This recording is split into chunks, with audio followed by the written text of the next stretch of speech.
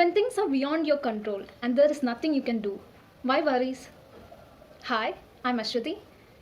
First of all, I'm going to thank all of my new subscribers, those who gave me valuable feedbacks, suggestions. All this was so inspiring and heart touching.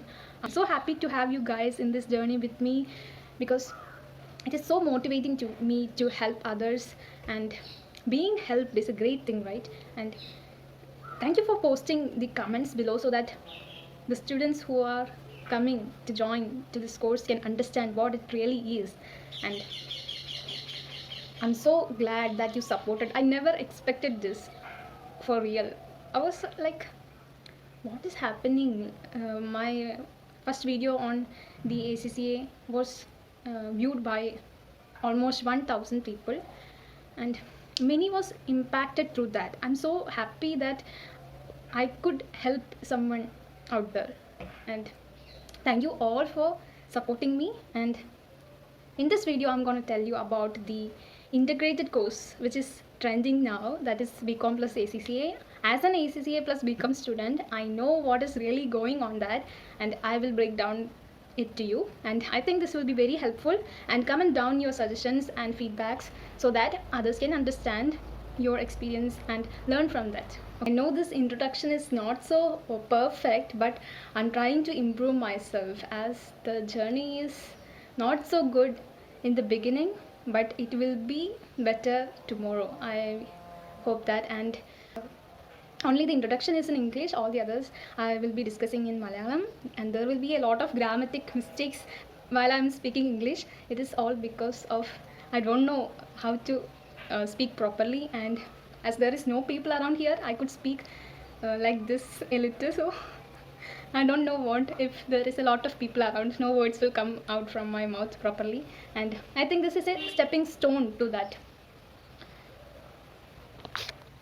Yes, a stepping stone to improve myself, and I think it will be helpful for me and also to you, because when you see me speaking like this, there will be a thought arising in your mind, what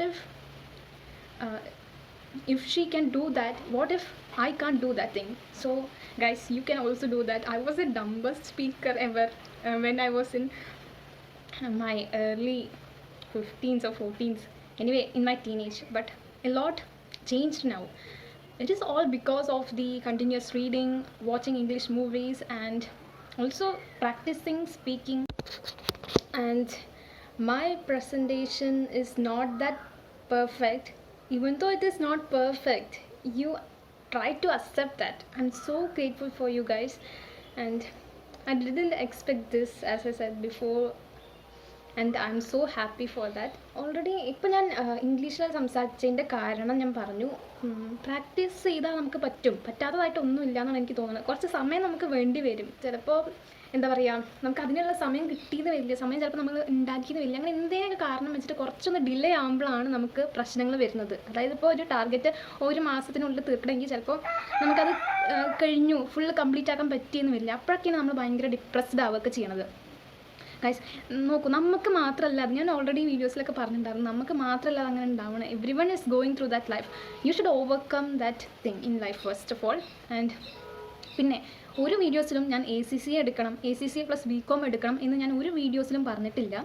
പിന്നെ എൻ്റെ ഒരു വീഡിയോയിലൊരു comment വന്നു, എന്തെടുത്താലും ACCA എടുക്കരുതെന്ന്.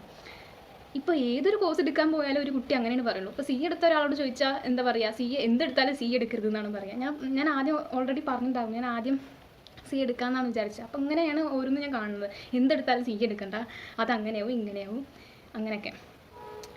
ഇപ്പോൾ CMAക്ക് പോയാലും എന്താ, അവിടേക്കാണെങ്കിൽ എല്ലാവരും പോകുന്നു. എൻ്റെ ക്ലാസ്സിലൊക്കെ പറയുമ്പോൾ എല്ലാവരും ഒരുവിധം എല്ലാവരും CMAക്കാണ് പോർക്കണം, പിന്നെ CAക്കും, പിന്നെ ഞാൻ മാത്രമാണ് ACCA എന്ന് പറഞ്ഞിട്ട് വേറെ വഴി തിരിഞ്ഞു വന്നിട്ടുള്ളൂ. അപ്പോൾ എവിടെ പോയാലും ഇപ്പോൾ എന്ത് ചെയ്താലും പ്രശ്നങ്ങൾ. ഞാൻ വേറെ ഒന്ന് പറഞ്ഞിട്ടുണ്ടായിരുന്നു, ഇപ്പോൾ ACCA മാത്രം എടുക്കുകയാണെങ്കിലും പ്രശ്നമാണ്, BCom വേണം. BCom പ്ലസ് ACCA റെഗുലറായിട്ടൊരു ഡിഗ്രിയാണ് ചെയ്യണമെങ്കിൽ ആ ഡിഗ്രി എവിടെ എന്താണെന്നൊന്നും ഒരു അന്തം ഉണ്ടാവില്ല. എന്താ ഡിഗ്രി എപ്പോഴാണ് അതിൻ്റെ കറക്റ്റ് ഒരു ഇത് നമുക്ക് അറിയണ്ടാവില്ല, എപ്പോഴും എക്സാം വയ്ക്കും, അങ്ങനെയൊക്കെ ഒരു സ്ട്രക്ചർ ഇല്ലാത്ത പോലെയാണ് അവിടെ കിടക്കുക. പിന്നെ ഇൻറ്റഗ്രേറ്റഡ് കോഴ്സില്ലേ, ACCA പ്ലസ് BCom അതാണെങ്കിലും പ്രശ്നം, എല്ലാതാണെങ്കിലും പ്രശ്നം. എന്താണ് ഇപ്പോൾ ഇത്?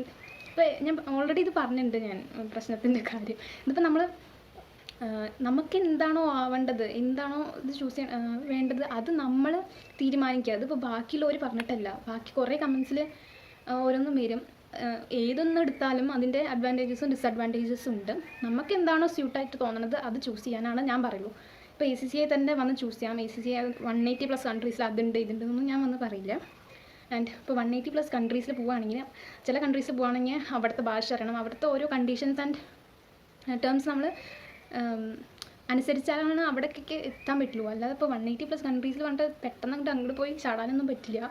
പിന്നെന്താ, ബാക്കിയുള്ളവർ പറയണത് കേൾക്കാതിരിക്കുക. What you say to yourself matters.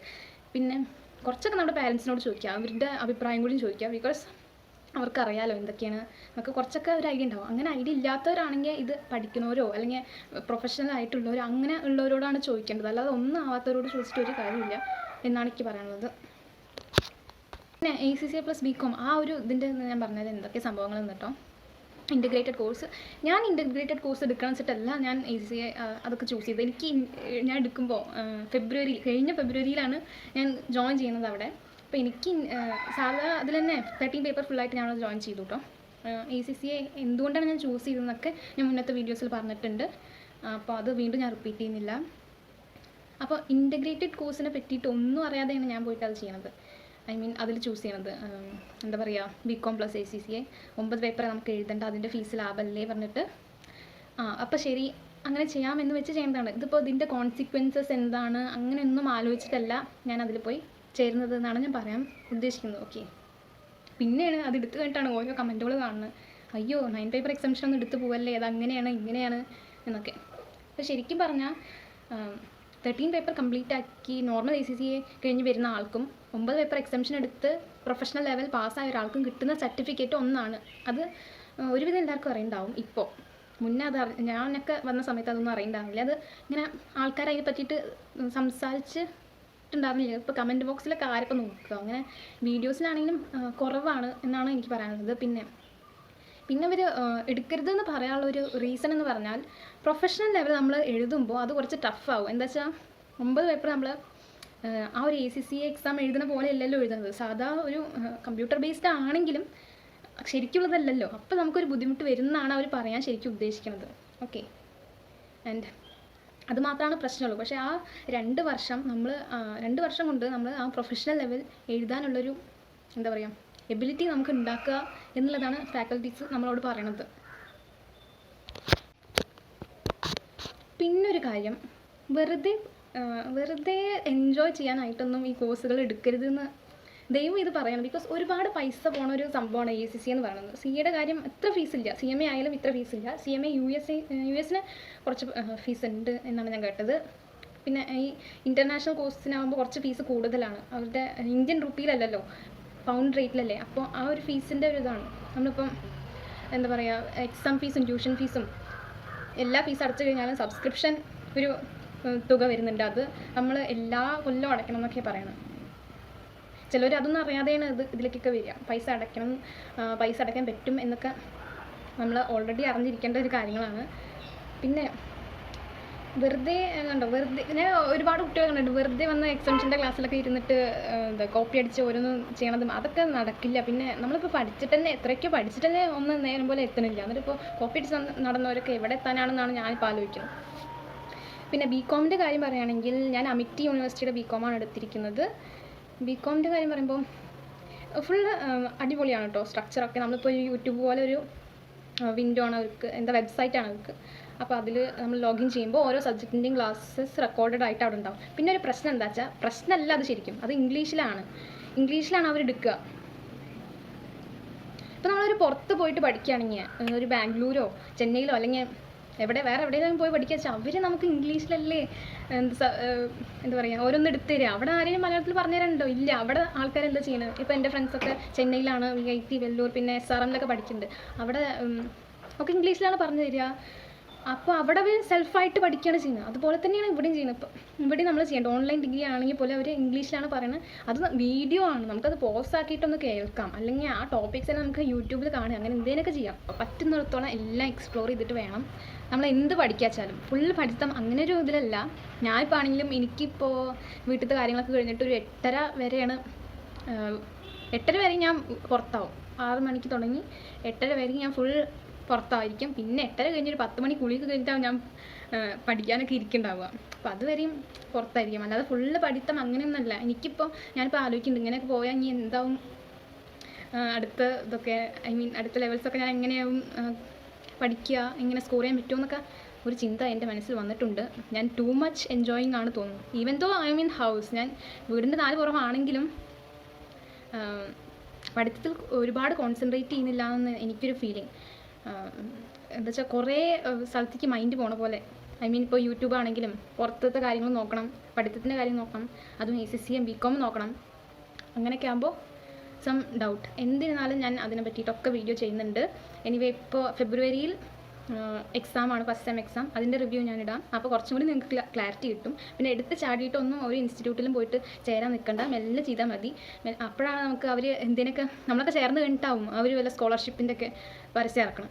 അപ്പോൾ അതൊക്കെ മാക്സിമം കിട്ടാൻ പറ്റുവെച്ചാൽ അതൊക്കെ വാങ്ങുക. പിന്നെ ഏർലി ബേർഡ് ഓഫർ അങ്ങനെയൊക്കെ ഉണ്ടാവും ഓരോന്ന്, അതൊക്കെ യൂസ് ചെയ്യാൻ നോക്കുക. മാക്സിമം ചിലപ്പോൾ എങ്ങനെയൊക്കെ കുറയ്ക്കാൻ പറ്റും അങ്ങനെയൊക്കെ ചെയ്യുക. നമ്മൾ അങ്ങനെയൊക്കെ വിചാരിക്കും, പക്ഷേ പിന്നെ അവസാനം എല്ലാവർക്കും ഒരേ ചിലവ് തന്നെ ആവും. ഇനിയാണ് എല്ലാവരുടെയും കൺഫ്യൂഷനുള്ള സംഭവം. ACCA + BCom ആണോ എടുക്കേണ്ടത്, വെറും ACCA ആണോ എടുക്കേണ്ടത്, അങ്ങനെ ഒരിത്. എക്സംഷൻ്റെ കാര്യം ഞാൻ പറഞ്ഞുതരാം. നിങ്ങൾ എക്സംഷൻ എടുക്കരുത് എന്നാണ് ഞാൻ പറയുള്ളൂ. കാരണം നമ്മൾ BCom പഠിക്കണം, ACCA പഠിക്കണം. അപ്പോൾ രണ്ടും പഠിക്കുമ്പോൾ ചിലപ്പോൾ അത് മാനേജ് ചെയ്യാൻ പറ്റിയെന്ന് വരില്ല. ചിലവർക്ക്, എല്ലാവർക്കും ഉള്ള കാര്യമല്ല പറയണം. If you are ready to do that, നമ്മൾ പ്ലസ് ടുവിൽ ഒന്നും ഇങ്ങനത്തെ ഒരു ഹാർഡ് വർക്ക് ചെയ്തിട്ടേ ഇല്ല എന്നാണ് ഞാൻ പറയുള്ളൂ. If you are ready to do that kind of hard work, you can completely do this course. അല്ലെങ്കിൽ സാധാ ഒരു നോർമൽ ACCA എൻറോൾ ചെയ്യാം. എന്നിട്ട് ഇൻസ്റ്റിറ്റ്യൂട്ടിൽ ചേരുമ്പോൾ ഒരു 3 പേപ്പേഴ്സ്, അതായത് നോളേജ് ലെവൽ പാക്കേജ് എടുക്കുക. അപ്പോൾ നമുക്കൊരു ഐഡിയ കിട്ടും എന്താണ് ഈ പേപ്പേഴ്സിലൊക്കെ, ഇനി എങ്ങനെയൊക്കെ പഠിച്ചാലാണ് ശരിയാവുക, അങ്ങനെയൊക്കെ ഒരുപാട് ഐഡിയാസ് കിട്ടും. എന്നിട്ട് നിങ്ങൾക്ക് ഒന്ന് നേരം പോലെ തീരുമാനിക്കാം. അപ്പോൾ ആദ്യം തന്നെ പോയിട്ട് റിഗ്രറ്റ് അടിക്കണ്ടെന്ന് വിചാരിച്ചിട്ടാണ് പറയണത്. പിന്നെ ചിലപ്പോൾ ചിലർക്ക് എക്സംഷൻ എടുത്തിട്ട് പറ്റിയെന്നൊന്നും വരില്ല. അപ്പോൾ അങ്ങനെ ഡ്രോപ്പ് ഔട്ടായി പോകുമ്പോൾ നമ്മൾ അവിടെ കെട്ടിവെച്ച പൈസയൊന്നും തിരിച്ച് തരാൻ പോകുന്നില്ല. ഓക്കെ, അവർ അഗ്രിമെൻറ്റിൽ എഴുതിയിട്ടുണ്ടാവും the fees cannot be refunded എന്ന്. അപ്പോൾ അതൊക്കെ ആലോചിച്ചിട്ട് choose your decision wisely. One more thing, stop going through your life, start growing through life. And